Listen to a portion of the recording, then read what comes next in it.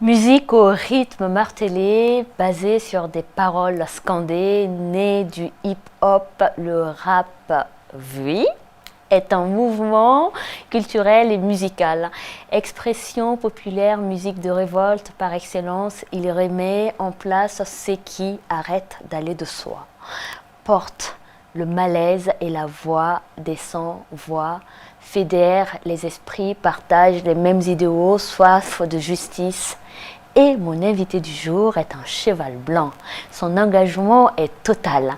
J'ai l'immense plaisir de recevoir pour vous, sur votre plateau Culturez-vous, Master Soumi Ismaël Doucouré, de son vrai nom. C'est l'heure de Culture et vous. Hugo. Oui. Amoro. Amoro. Karimbo. Toronsuta. Boripasitano. Toronsuta. Ok. Nouari. Ah ouais. Bienvenue sur le plateau de Culturez-vous. C'est un immense plaisir Merci pour l'invitation. de vous recevoir. Merci. Je vais faire attention à ne pas le tutoyer parce que dans la vraie vie, on se tutoie beaucoup. Je vais essayer de garder la main sur le vous. Bon, aujourd'hui, l'émission est dans les ghettos, donc...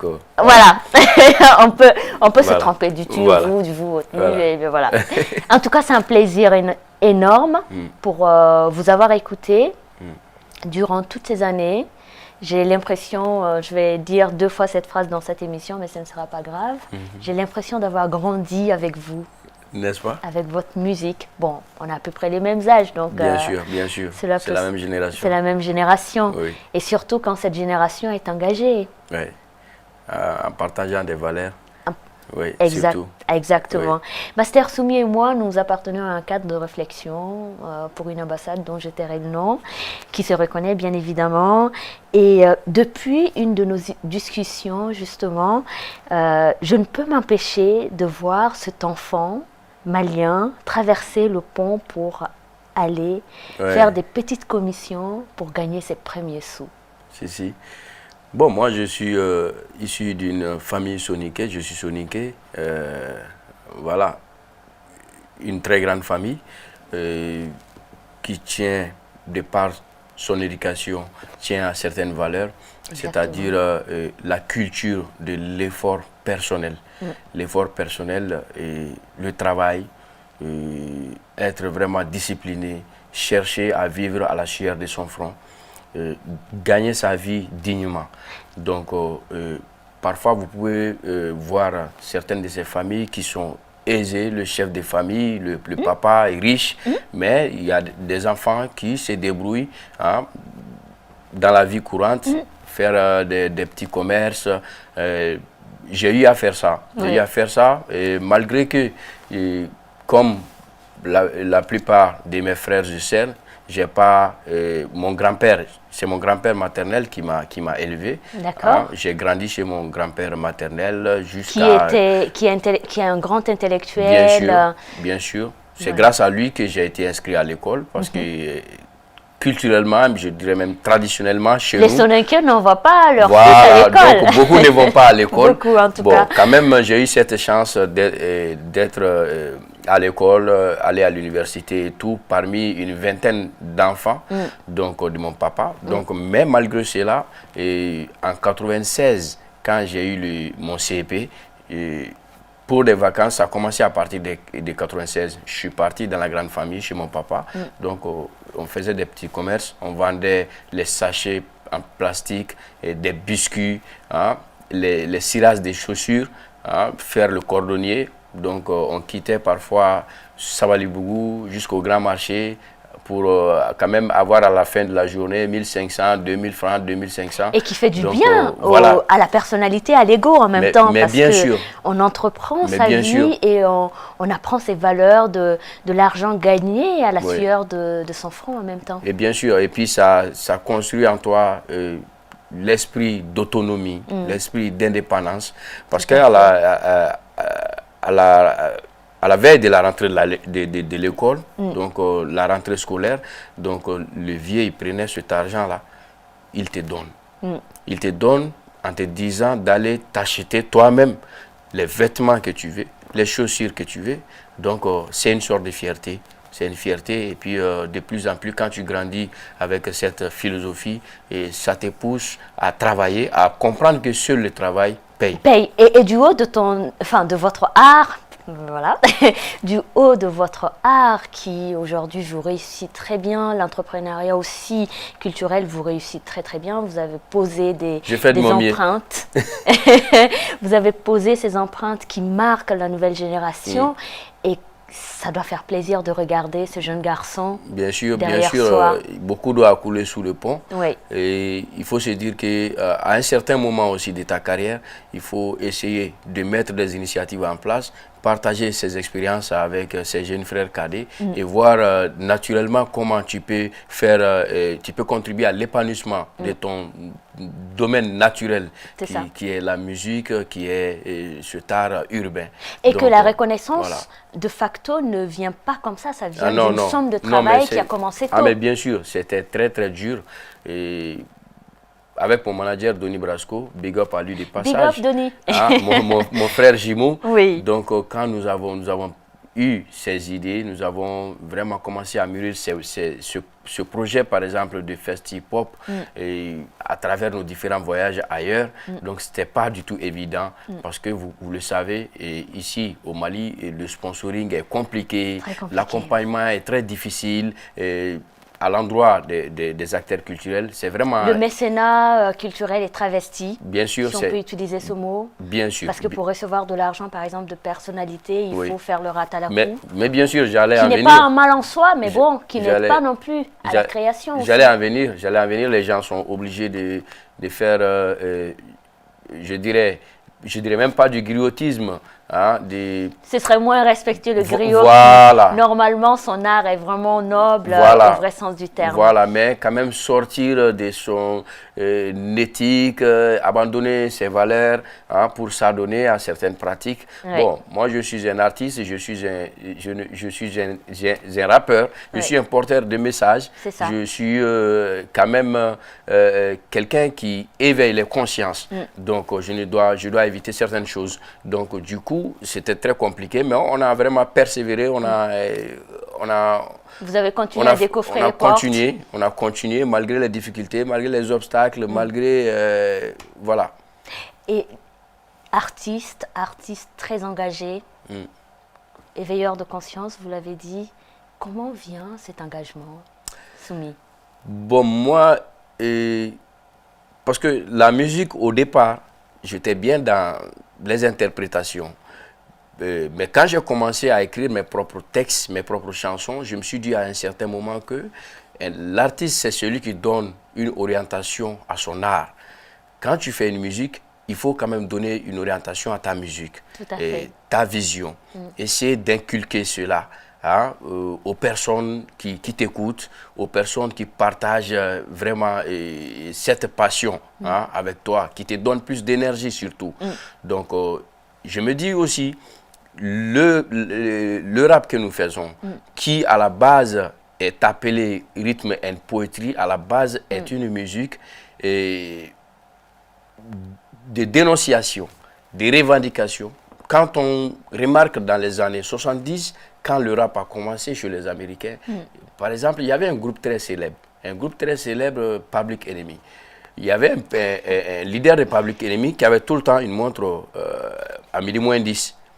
Mais disons midi moins 5, sa montre était tout le temps à midi moins 5. Quand les journalistes lui posaient la question, pourquoi ta montre n'arrive jamais à midi pile, il dit bon, le jour où il verra le noir et blanc main dans la main, le jour où il verra un couple noir à la Maison Blanche, le jour où il verra noir et blanc assis sur le même fauteuil dans un même bus, ce jour-là, sa montre arrivera à midi pile. Donc ça veut dire que le rap, dès le départ, avait une mission. Donc, il y avait une vision qui était là. Changer la société, changer les mentalités et travailler de telle sorte que les gens puissent s'exprimer d'une autre manière qui n'est pas la violence et autre chose. Choquer les consciences, mais de la belle manière. Mais bien sûr, parce que je me dis que, par exemple, quand vous prenez les États-Unis, les Américains, on peut dire qu'ils ont plus ou moins atteint leurs objectifs. Chez nous, au Mali, quand vous prenez notre pays, au XXIe siècle, nous avons jusqu'à présent des problèmes d'eau potable, des problèmes de services adéquats de santé, des problèmes de sécurité. Les enfants ne vont pas à l'école. il y a d'énormes problèmes, je On me fait dis, plus en tant d'école au Mali qu'artiste. depuis combien de temps, Master Soumi, réellement? J'ai pas compris. On fait plus d'école au Mali depuis combien de temps? Ah, mais ça fait longtemps là. Mais actuellement, il y a presque 1000, sinon plus de 1000 écoles qui sont fermées, surtout dû à la situation sécuritaire. Oui. Hein? Donc, je me rappelle, il y a 3 ans, c'était plus de 500 écoles. Actuellement, c'est encore plus. On est entre Donc, 800 et 1000. voilà, il y a une déconfiture totale. Mais c'est là aussi à trouver quand même une situation de mauvaise gouvernance, l'insécurité que nous vivons depuis 8 ans, a trouvé aussi une situation de mauvaise gouvernance et d'insouciance du gouvernant face au gouverné depuis très longtemps.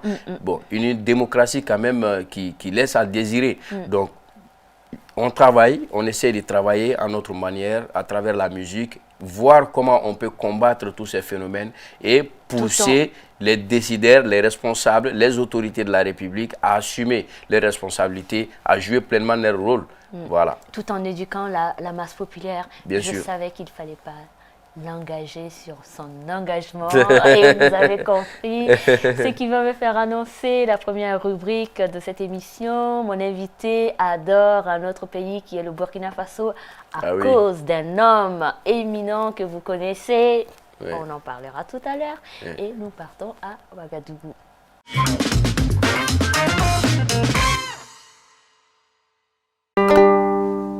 Nous partons à Ouagadougou où a lieu chaque 2 ans le FESPACO et les organisateurs du FESPACO annonçaient son report il y a quelques jours.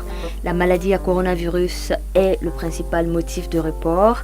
Une date sera bientôt communiquée où nous pourrons aller nous frotter aux géants du cinéma du monde dans la belle capitale du cinéma africain et international, sur la place des cinéastes et un peu partout dans Ouagadougou, au quartier Koulouba ou aussi dans les petits restaurants ainsi que les salles de cinéma de Ouagadougou.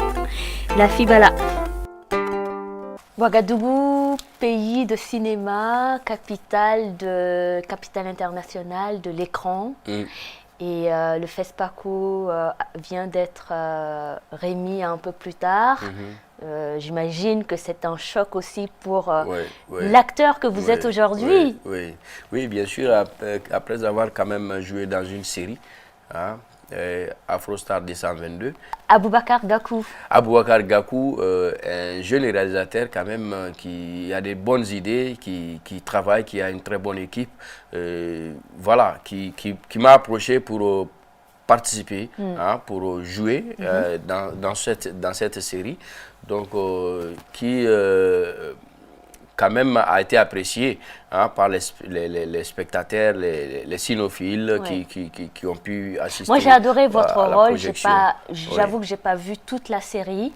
J'ai adoré ce rôle, la posture du professeur de musique. Du professeur de musique. Qui s'est fait draguer par les petites deux jeunes go à femmes, l'école. Incarnées par les amis Ramata Bunju Sissoko et Alima Togola. Animatrice à cette même chaîne ici, Big Up, mes deux petites sœurs. Et c'est une jolie poésie de l'entre-deux-soi, entre le monde qui change, un père qui ne veut pas que sa fille chante. Et oui, parce que personnellement, je me reconnais dans cette histoire. Hein. J'ai eu pas mal de problèmes avec la famille. Dans la famille, non? Mais bien sûr, quand je commençais la musique, c'était très compliqué. Les parents, ils étaient vraiment opposés à ça. Et ils avaient vraiment, c'était légitime, ils avaient raison. Ils avaient raison parce que mais non, ils ne peuvent pas accepter ça. Oui, même du côté de ma mère, hein, mes parents Bambara, hein, ils étaient opposés à ça parce qu'ils pensaient que ça dit que la musique pouvait être un obstacle pour les études, ça allait nous empêcher de continuer les études. Et c'est tout à fait normal. C'est la raison pour laquelle d'ailleurs mes deux camarades de classe avec lesquels j'ai commencé le rap ont été obligés d'arrêter à un certain moment par la pression de la famille. Donc bon, moi j'ai continué. Souvent je me cachais pour faire, parfois je mettais la basket dans un sachet pour sortir, pour aller à une soirée parce que tu trouveras que tu n'as que 2 ou 3 baskets. Si tu t'habilles d'une certaine manière, on sait quand même même que toi, tu vas quelque part. Ça, c'est clair. Donc, voilà. Donc, Ouais. mais j'ai continué agréablement la musique et les études en même temps. Donc, On peut même dire que, voilà. que notre collègue Aboubacar Gakou, justement, a écrit ce cinéma, enfin, mais c'est une réalité. Cette série sur pièce. C'est une réalité. Nous sommes un taillé sur mesure. pays conservateur aussi. Hein, et ça commence, les gens commencent à comprendre un peu, hein, parce qu'il y a plus en plus d'artistes, hein, qu'ils soient issus d'une famille de griots ou pas. Quand même, les gens, il y a plus de chanteurs au Mali. De plus en plus, je pense que la société évolue, les gens comprennent. Parce que, et ceux-là même qui voilà. ont excellé, qui ont fait l'histoire de la musique malienne, ceux-là qui ont excellé ne sont pas de lignée griotique. Mais bien sûr, la grande majorité. On va souffler en musique. La bande-son, nous partons au Sénégal. C'est un grand frère qui lui tient beaucoup à cœur, à nous aussi. C'est notre big grand frère du côté du Sénégal. Et c'est DJ Awadi dans son clip Danan. On l'aime beaucoup par ici. J'ai l'impression d'avoir grandi aussi avec lui.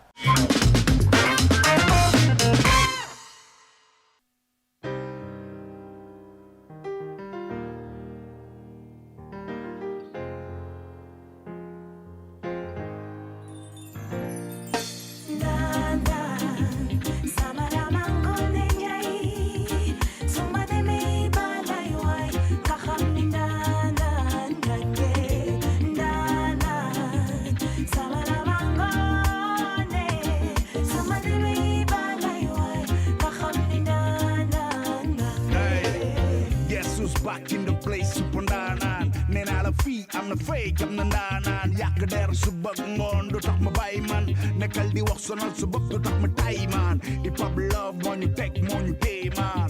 Wax degalo ñu kal du jobu toye man. Talk shit, I'm a jot, I'm a jot. Danan, jërëjëf.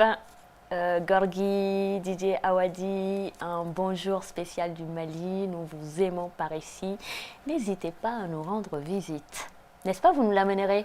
Ah oui, j'ai l'habitude de partager plusieurs scènes, plusieurs initiatives, participer à des formations, des enregistrements collectifs, des projets collectifs avec ce grand baobab du pop malien et du pop africain. Ce grand baobab du pop africain, ouais, qui est le grand frère DJ Awadi. Quelqu'un pour qui j'ai beaucoup d'admiration, de respect, de considération, parce que ce monsieur aime travailler avec tout le monde. Il aime travailler avec tout le monde. Il dégage une certaine générosité, mais bien sûr, Awadi. Quelqu'un de très ouvert. Hein.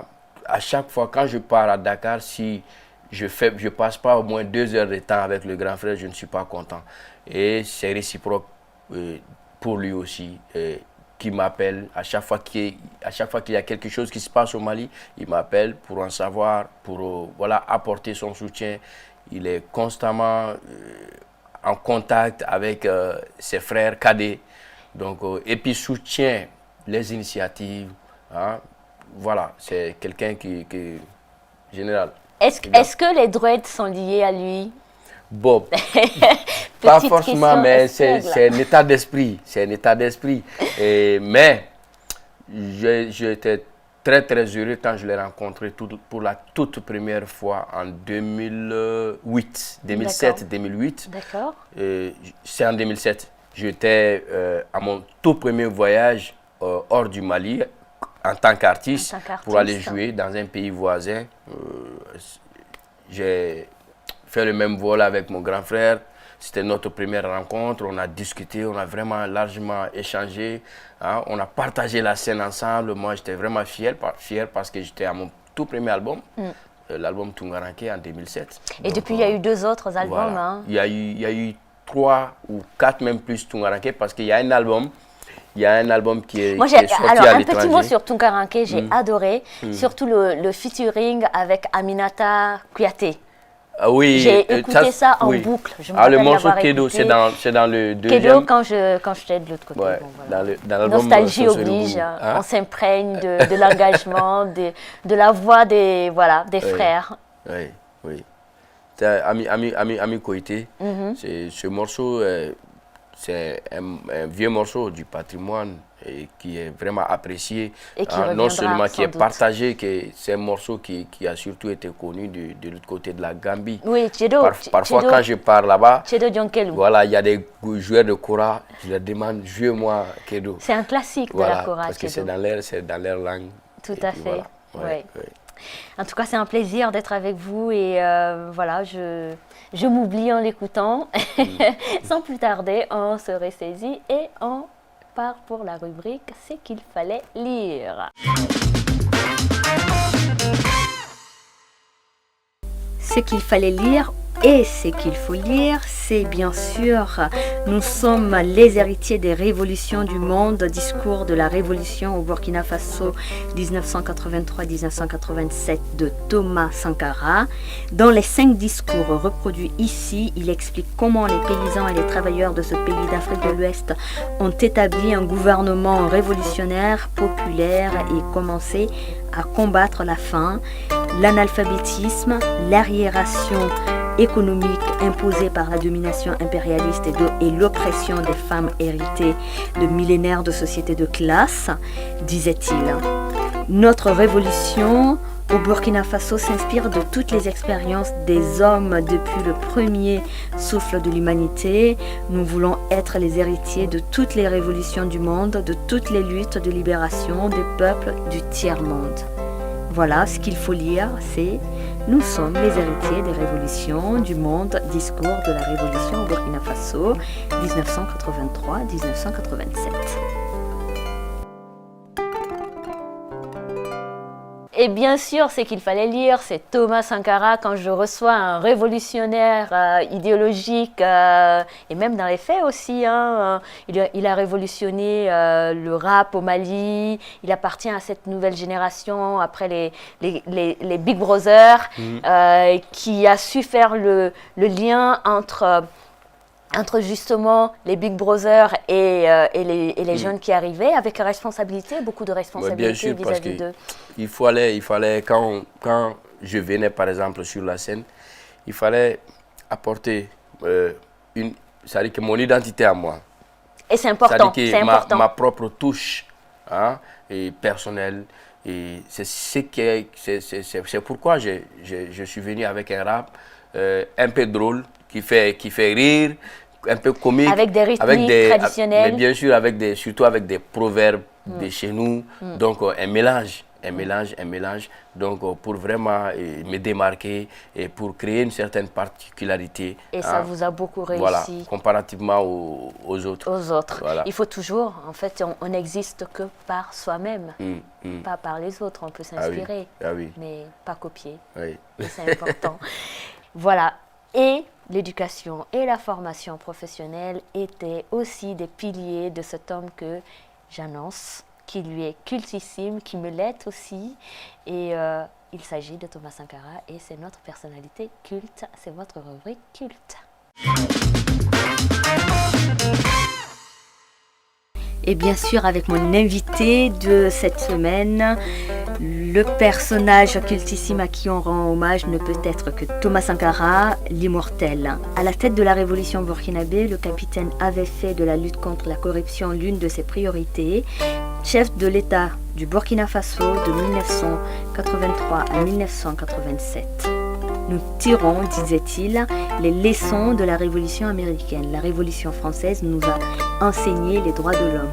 La grande révolution d'octobre a permis la victoire du prolétariat et rendu possible les règles de justice de la Commune de Paris. Thomas Sankara, octobre 1984. Le géant a dirigé la révolution de 1983 à 1987 au Burkina Faso.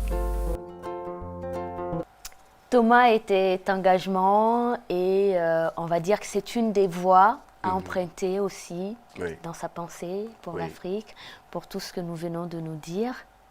Et Thomas qui a beaucoup d'héritiers aujourd'hui, non seulement en Afrique, mais ailleurs aussi. Ailleurs dans le monde.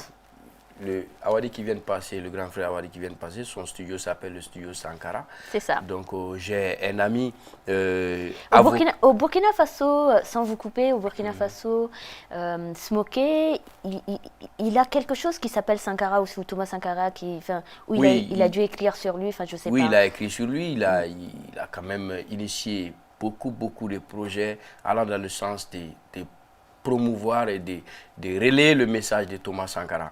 Hein? J'ai même un ami ici qui est avocat de son état, Maître Zana, qui a fait le poète un livre, Zana, voilà, Zana connaît. qui a fait un livre, un recueil de poèmes, de poésie, hein, voilà, dédié à que Thomas j'ai à la Sankara, maison. à l'image de Thomas Sankara, Tout qui à fait. s'appelle le recueil de poèmes qui s'appelle L'être et la volonté. C'est ça. Donc il y a plein d'initiatives comme ça. Il y a beaucoup de personnes qui se reconnaissent en Thomas Sankara. Plume très révoltée donc aussi. moi je pense qu'aujourd'hui, il ne suffit pas seulement de se lever pour dire à bas un tel ou à bas un tel, mais essayons de voir. Hein, Ah bah oui, mais qu'est-ce que je propose? Voilà, de façon objective, c'est-à-dire que qu'est-ce qu'on peut prendre de bon, hein, qu'est-ce qu'on peut prendre de bon et constructif hein, et par rapport aux réalités du moment chez Thomas Sankara, chez Modibo Keïta, chez Patrice Lumumba, chez Amadou Hampâté-Bâ, chez Sédou Badjan et toutes ces personnes-là, vraiment, chez Kanta Diop, la liste est très longue,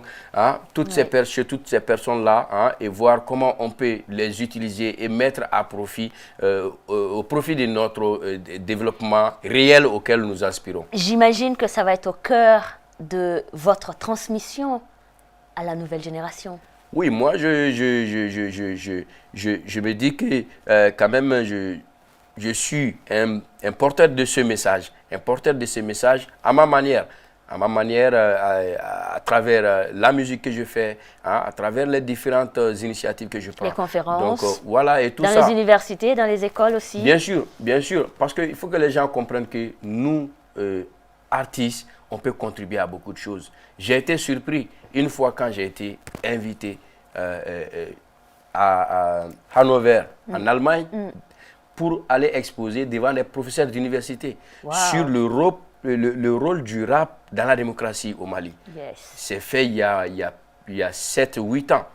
Donc, ça veut dire que les gens doivent savoir, tous ceux qui sont dans ce milieu, tous ceux qui sont des rappeurs, qui sont dans le milieu hip-hop, ils doivent savoir que nous détenons une arme qui a vraiment un pouvoir, qui est un pouvoir très important. Pas un pouvoir destructeur, non. Mais un pouvoir de construction. Mais bien sûr, de construction, qui peut changer la société, qui peut changer les mentalités, qui peut éveiller les consciences et provoquer des réflexions. Et chaque pays qui s'est développé, on est bien d'accord, s'est développé sur la pensée humaine, l'évolution de cette pensée humaine dirigée vers la construction. Évidemment. Un petit flot. Pour une Afrique unie, Kadhafi est puni. Le Mali aussi parce que ami de la Libye. Kadhafi est parti parce que trahir sa patrie pour sa propre survie n'a pas été sa vie. Le sous-sol qui console le monopole du pétrole, seulement sans protocole pour aller sauver ses cols. Kadhafi a dit non, il fut un démon. Kadhafi refusa, résistant, le tua. Benghazi mal parti, l'État nazi choisi au profit de la bourgeoisie, on regrette Kadhafi. Face aux maisons en flammes, on voit des yeux en larmes, l'ambulance en larmes, des armes tuant des armes. Au nom de l'islam, des imams violent des femmes, des kidams jouent en gendarme et partout l'amalgame. Quel drame, quel faux pas, quel organe. Population de la Libye entre tambour et tam-tam. Et quel flow qui n'a même pas besoin de tam-tam. Merci beaucoup.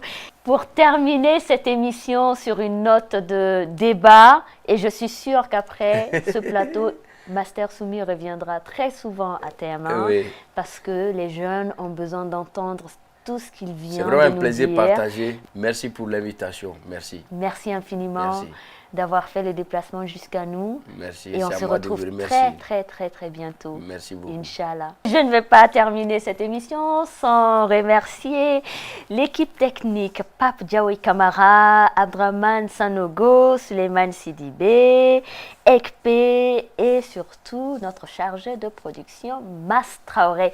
Et nous étions à Bamako dans les studios de TM1 et nous terminons cette émission sur une note de musique Bibi qui veut dire aujourd'hui, et c'est de mon invité, l'excellent Master Soumi qui nous rend fiers et nous fait plaisir et je vous dis à bientôt sur TF1.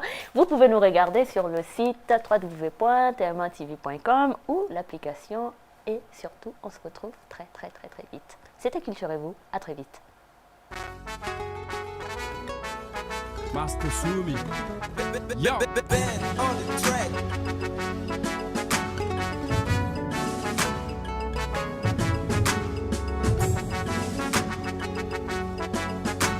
Apa maluye connaissez des wawola. On a des jobs et n'a bien y jegeli kuye. Apa maluye connaissez des wawola. Chronique les bibani ni baba maya kera fuye. Apa maluye connaissez des wawola. Ulo bedula tube gola kera sama fuye. Apa maluye connaissez des wawola. Ulo bedula tube gola kera sama fuye. Apa maluye connaissez des wawola. Ironiser pour des likes, dénigrer pour des likes. Je ne suis pas dans la course aux likes. Maintenant, mania des likes.